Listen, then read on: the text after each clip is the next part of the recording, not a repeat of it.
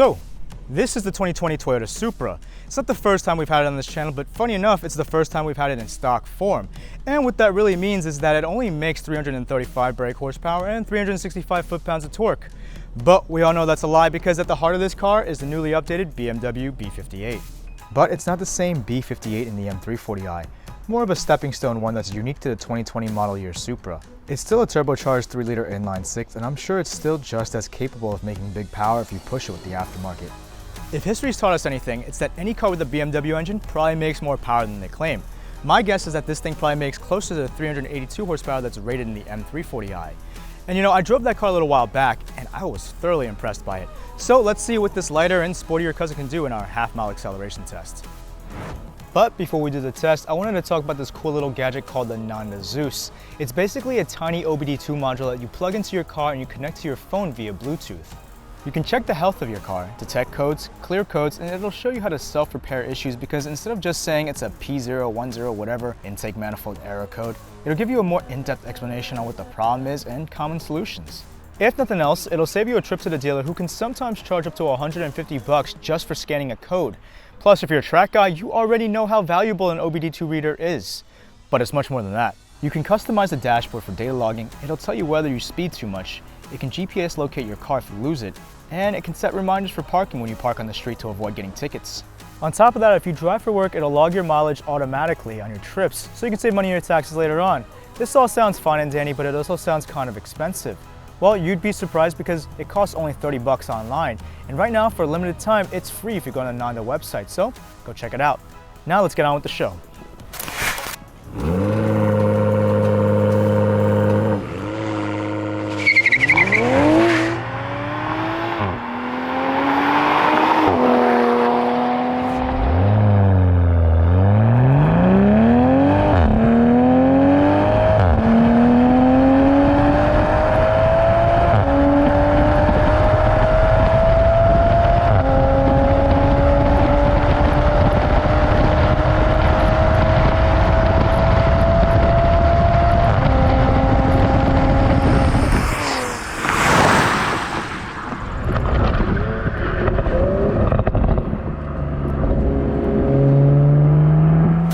It always looks quick on the flyby, but let's take a look at our V-Box to see what kind of times it put down. I'll warn you now, the rolling times made sense, but the standing stuff was way off. We'll start with the 40 to 100, where the Supra nailed it in 8 seconds flat. Somewhat checks out, because it's only half a second slower here than the M340i, but faster than pretty much everything else in this power range.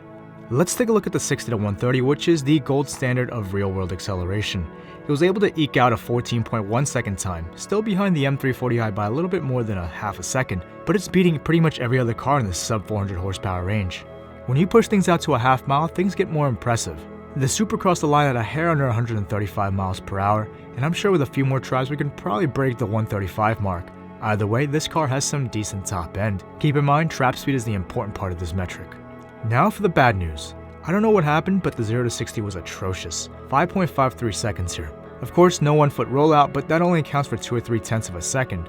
Not sure if it was the poor pavement or what, but let's move on to the 0 to 100.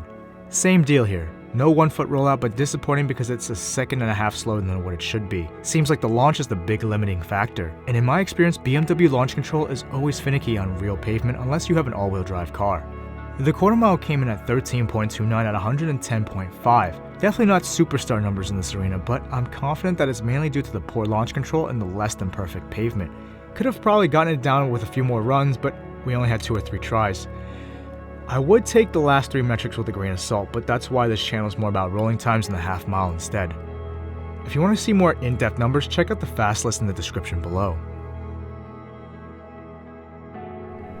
I'm not gonna lie, sometime between when I first saw the A90 Supra online and right about now, the design has really grown a lot on me, even in white, and I'm sure by now that half the people who watch this channel know that Dan Wang is not a fan of white cars.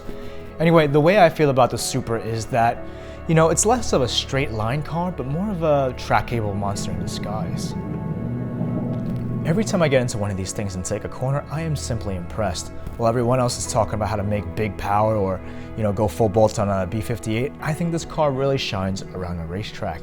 I mean, sure, more power is always nice, But let's face it, any car that weighs under 3,400 pounds is nowadays considered lightweight, which is really kind of sad that cars have become this way now, but I don't know, that's a conversation for another time. Bottom line is that it handles really well. I know that this car MSRP is for almost $60,000, and that's a crap load of money for a Toyota, but we all know that it's secretly a BMW, so if you can look past that, or you can walk out the door with this car at $50,000, I'm telling you, that's a pretty banging deal, because I think it looks attractive, I like the interior, I like the seats, and at that price point, it's really quick. It looks way better than that Nissan 400Z Proto thing that they brought out, and that's coming from a guy who likes Nissans and Infinitis, although I kind of shat on the Q60 RS a little while back.